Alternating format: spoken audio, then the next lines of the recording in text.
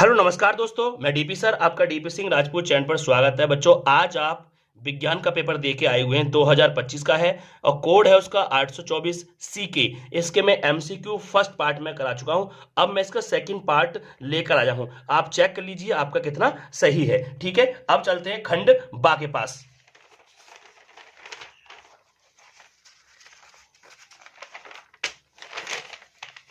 खंड बा का पहला क्वेश्चन है, आसमान में तारे क्यों टिमटिमाते हैं, समझाइए। तो इसको मैं बता देता हूं। देखो ये रहा इसका आंसर, ये रहा इसका आंसर, ध्यान से देखेंगे।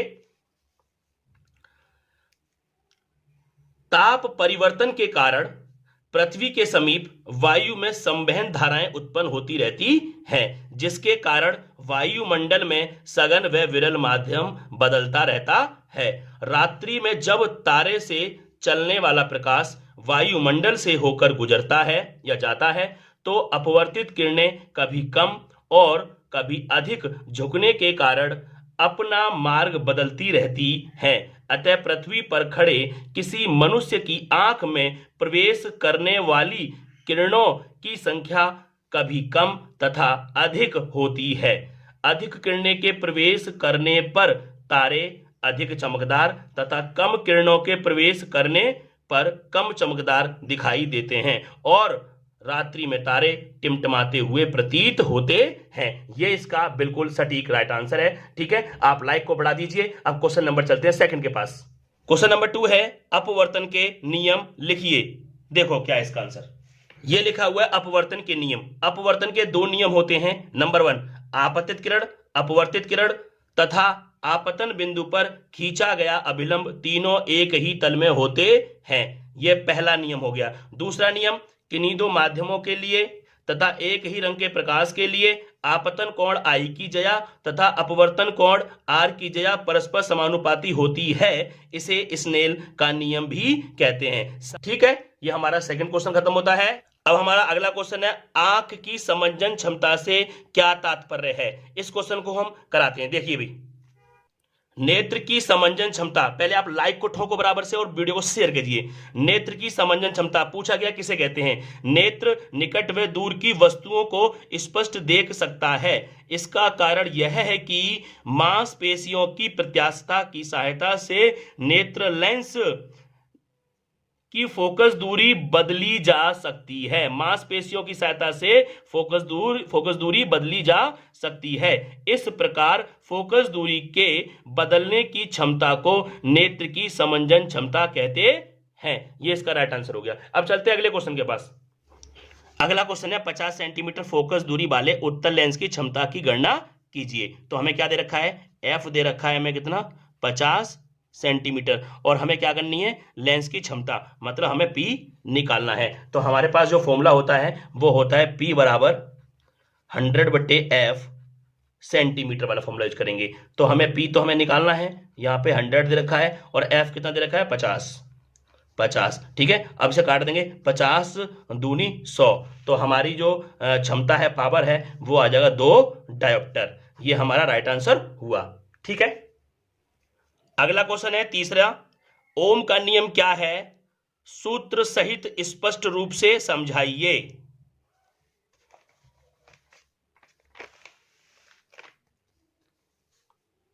ओम का नियम, ओम के नियम के अनुसार यदि किसी चालक की भौतिक अवस्था अपरिवर्तित रहे तो उसमें से होकर बहने वाली धारा विभवांतर के अनुक्रमानुपाती होती है। अब यदि किसी चालक में प्रवाहित धारा आई तथा चालक के सिरों के बीच विभवांतर V हो, तब तो जो विभवांतर होता है वो धारा के डायरेक्टली प्रोपोर्शनल होता है। ये प्रोपोर्शनल का साइन है। तो V बराबर, ये डायरेक्टली प्रोपोर्शनल जब हटेगा तो कोई ना कोई कांस्टेंट आता है, वो आता है यहाँ पे R। इसको बोलते हैं रेजिस्टेंस माने प्रतिरोध। I ऐसी रहेगा। तो अब ये हमारा फॉर्मूला बन गया। हम R का फॉर्मूला यहां से बना सकते हैं। तो V ऐसी रहेगा, I इसके नीचे पहुंच जाएगा। तो V/I किसके बराबर हो गया, R के। फिर नीचे लिखेंगे, यहां R एक नियतांक है जिसे चालक का प्रतिरोध कहते हैं और इसका मात्रक ओम, और ये ओम का साइन होता है। या तो ओम लिखो हिंदी में या फिर उसका साइन बना दो, ओम होता है। ये हमारा राइट आंसर हो गया। अब चलते हैं अगले क्वेश्चन के पास। अगला क्वेश्चन है हमारा, विद्युतीय प्रतिरोधों का श्रेणी क्रम संयोजन क्या है, सूत्र सहित समझाइए। तो देखते हैं इसका क्या आंसर होगा। देखो ये रहा, प्रतिरोधों का संयोजन, प्रतिरोधों को दो प्रकार से संयुक्त किया जा सकता है, श्रेणी क्रम में, समांतर क्रम में। तो हमारे पेपर में कौन सा आया है? श्रेणी क्रम में। तो श्रेणी क्रम में क्या होता है? देखो, श्रेणी क्रम में संयोजन, इस क्रम में पहले प्रतिरोध का दूसरा सिरा दूसरे प्रतिरोध के पहले सिरे से तथा दूसरे प्रतिरोध का दूसरा सिरा तीसरे प्रतिरोध के पहले सिरे से जुड़ा रहता है। यह क्रम आगे चलता रहता है। तो देखो, ये रहा पहला प्रतिरोध का दूसरा सिरा और दूसरे प्रतिरोध के पहले सिरे से, दूसरे प्रतिरोध का दूसरा सिरा तीसरे प्रतिरोध के पहले सिरे से जुड़ा रहता है। ठीक है, अब देखो, ये प्रतिरोध R1 है, ये प्रतिरोध R2 है, ये प्रतिरोध R3 है, मतलब अलग अलग प्रतिरोध हैं। और यहाँ पे एक ये सेल लगा दिया मैंने। यहाँ पे ये प्लस है, जो बड़ी प्लेट है प्लस है, छोटी प्लेट माइनस की है। यहाँ से करंट फ्लो हो रहा है, आई करंट निकला, आई करंट यहाँ गया, आई करंट R1 में घुस गया, आई करंट यहाँ चला, आई करंट R2 में घुस गया, आई करंट यहाँ निकला और आई करंट R3 में घुस गया और फिर घूमते घूमते फिर सेल में चला गया। इसका वोल्टेज V1 है, इसका वोल्टेज V2 है, इसका वोल्टेज V3 है, माने विभवांतर। तो बच्चों, माना तीन प्रतिरोध R1, R2 व R3 श्रेणी क्रम में एक सेल द्वारा जुड़े हैं, ये तीनों। ठीक है, माना सेल से प्रतिरोधों में आई धारा प्रवाहित हो रही है, ये आई धारा इसमें जा रही है। माना प्रतिरोध में विभवांतर V1, V2 व V3 है, सबके अलग अलग विभवांतर हैं। तो देखो, ओम के नियम से क्या होता है? ओम का नियम V बराबर RI। जब पहले प्रतिरोध के लिए बात करेंगे तो V1, R1 और I, क्योंकि श्रेणी क्रम में I सेम रहती है तो I को I1 नहीं कहेंगे, I रहेगी। दूसरे प्रतिरोध की बात करेंगे तो V2 बराबर R2I। तीसरे प्रतिरोध की बात करेंगे तो V3 इक्वल टू R3I। तो अब हम यहाँ पे एक चीज देख रहे हैं, कुल विभवांतर जो इस सेल से निकला है V, वो किस में डिवाइड हो जाएगा? V1, V2 और V3 में। तो इन सबका टोटल किसके बराबर हो जाएगा? V के। तो V1 का मान हमने निकाल दिया क्या? R1I, V2 का मान निकाल दिया R2I और V3 का मान निकाल दिया R3I। ठीक है, अब देखो आगे देखें क्या होता है। अब वहां पे क्या था? वहां पे V था, V बराबर I, R1 plus R2 plus R3, मतलब I कॉमन ले लिया है। इक्वेशन नंबर हमने क्या मान ली? 1। अब देखो, यदि तीनों प्रतिरोधों के स्थान पर एक ऐसा प्रतिरोध R लें जिससे V विभवांतर पर I धारा प्रवाहित हो, तो ऐसे प्रतिरोध को तुल्य प्रतिरोध कहते हैं। तो ओम का नियम क्या होता है? V बराबर IR। तो इक्वेशन 1, इक्वेशन 2, इधर की साइडें बराबर हैं दोनों, तो ये वाली साइड आपस में बराबर हो जाएंगी। तो IR ये रहा और ये पूरा उतार दो, I R1 plus R2 plus R3, I से I कैंसिल, तो R बराबर क्या आ गया? R1 plus R2 plus R3। अब चलते हैं अगले क्वेश्चन के पास। अगला क्वेश्चन है, फ्लेमिंग के बाएं हाथ का नियम क्या है, समझाइए। ठीक है, इसको देखते हैं। अब देखो बच्चों, जरा फ्लेमिंग के बाएं हाथ का नियम, इस नियम के अनुसार यदि बाएं हाथ के अंगूठा ये रहा तथा उसके पास वाली दोनों उंगलियों, ये दोनों, इस प्रकार फैलाएं कि तीनों एक दूसरे के लंबवत रहें, तब इस स्थिति में प्रथम उंगली चुंबकीय क्षेत्र B की दिशा को, मतलब ये चुंबकीय पहली उंगली है जो चुंबकीय क्षेत्र की B की दिशा को, तथा बीच वाली उंगली प्रवाहित धारा I को, ये वाली धारा I को दिखाएगी। ठीक है, प्रदर्शित करेगी, तथा अंगूठा चालक पर लगने वाले बल F की दिशा को प्रदर्शित करेगा। ये किसको? ये फोर्स को प्रदर्शित करता है, फोर्स की दिशा को। ठीक है, ये हमारा फ्लेमिंग के बाएं हाथ का नियम खत्म होता है। अब चलते हैं अगले क्वेश्चन के पास। अगला क्वेश्चन है हमारा, दक्षिणाहस्त अंगूठा नियम क्या है, समझाइए। ठीक है, तो देखते हैं इस क्वेश्चन को। ये रहा दाएं हाथ के अंगूठे का नियम। इस नियम के अनुसार यदि दाएं हाथ में एक सीधे धारावाही चालक को इस प्रकार पकड़िए, ये पकड़ रखा है इसने, यदि करंट ऐसे जा रहा है तो अंगूठे को ऊपर रखेगा, करंट नीचे आ रहा है तो अंगूठे को नीचे रखेगा, है ना।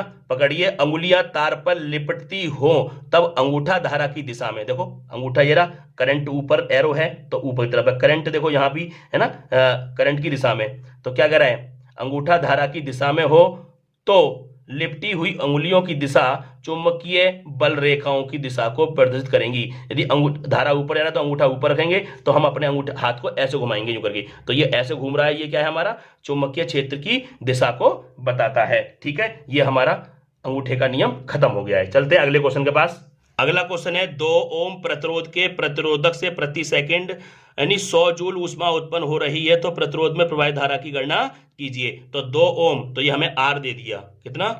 2 ओम, और कह रहा है प्रति सेकंड माने टाइम दे दिया 1 सेकंड। ठीक है, 100 जूल, 100 जूल का मतलब W दे दिया इसने, कितना?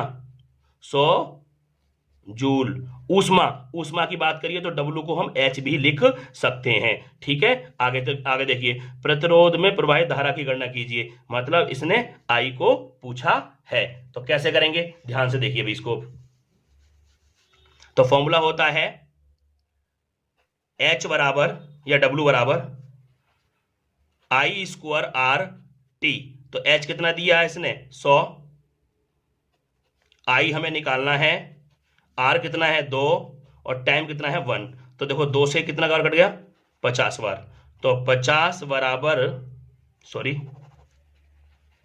बराबर आई स्क्वायर। तो अब यहां पे हम इसको सीधा करके लिख लेंगे, आई स्क्वायर बराबर 50। तो आई बराबर हो गया अंडर रूट में 50। तो आई बराबर हो गया 50 को ले देंगे 25 गुणा 2। तो आई बराबर 25 का क्या होता है 5 और अंडर रूट 2 ऐसी रहेगा। ठीक है, ये हमारा करंट यहां पे निकल के आ गया इतना एम्पियर। ठीक है, हमारा क्वेश्चन खत्म होता है। अब चलते हैं अगले क्वेश्चन के पास। अगला क्वेश्चन है चुंबकीय क्षेत्र में स्थित धारावाही चालक पर बल किन किन कारकों पर निर्भर करता है। देखिए भाई, चुंबकीय क्षेत्र में से धारावाही चालक पर बल का परिणाम ज्ञात करना। माना बाह्य चुंबकीय क्षेत्र बी में एल लंबाई का चालक क्षेत्र से थीटा कोण बनाते हुए रखा है। चालक पर लगने वाला बल एफ निम्न बातों पर निर्भर करता है। तो किन किन बातों पर निर्भर करता है, तो ध्यान से देखिए भाई, ये इसका डायग्राम है। ये एक चालक है, इसमें करंट फ्लो हो रहा है आई, चुंबकीय क्षेत्र सामने दिखाया गया है और इस चालक को चुंबकीय क्षेत्र से थीटा कोण पर रखा हुआ है। चालक की लंबाई एल है। तो इस पर जो फोर्स लगेगा वो किस किस बातों पर निर्भर करेगा। नंबर 1, बल विद्युत धारा आई के अनुक्रमानुपाती होता है। मतलब बल जो होता है वो एफ, अनुक्रमानुपाती माने ये साइन होता है, और आई के। इक्वेशन फर्स्ट, बल चालक की लंबाई एल के अनुक्रमानुपाती होता है। जो बल है वो लंबाई के अनुक्रमानुपाती होता है। इक्वेशन नंबर 2 मान लिया, बल चुंबकीय क्षेत्र की तीव्रता के अनुक्रमानुपाती होता है। तो एफ अनुपाती बी, चुंबकीय क्षेत्र तीव्रता को बोलते हैं बी। बच्चों मुझे लाइक बहुत कम दिख रही है, लाइक को ठोक दो, वीडियो शेयर कर दीजिए, एकदम सटीक आंसर बता रहा हूं मैं इस पे। ठीक है, अच्छा अगला है बल साइन थीटा के अनुक्रमानुपाती होता है। मतलब एफ अनुपाती साइन थीटा। बस इतना ही पूछा था कि किन किन बातों पर निर्भर करता है। इसके बाद आपको यहीं तक आंसर देना होगा। अब चलते हैं अगले क्वेश्चन के पास। अगला क्वेश्चन है सामान्य घरेलू विद्युत परिपथ का एक व्यवस्था आरेख बनाइए। देखो ये इसका व्यवस्था आरेख है इसका। ये गर्म तार होता है, इसमें करंट आता है। ये ठंडा तार होता है, इसमें करंट नहीं आता। उसके बाद हमारा होता है मुख्य फ्यूज, सॉरी उससे पीछे होता है मीटर। उसके बाद होता है मुख्य फ्यूज, और मुख्य फ्यूज का निशान ऐसा होता है। फिर उसके बाद आता है मुख्य स्विच, ये रहा। फिर उसके बाद आता है वितरण बॉक्स। क्या आता है वितरण बॉक्स, ये 1 2 3, ये एफ एफ एफ और ये डी और डी मान लिया है ना। अब देखो यहाँ पे ये एक बल्ब लगा दिया है, इसका स्विच यहां लगा दिया है।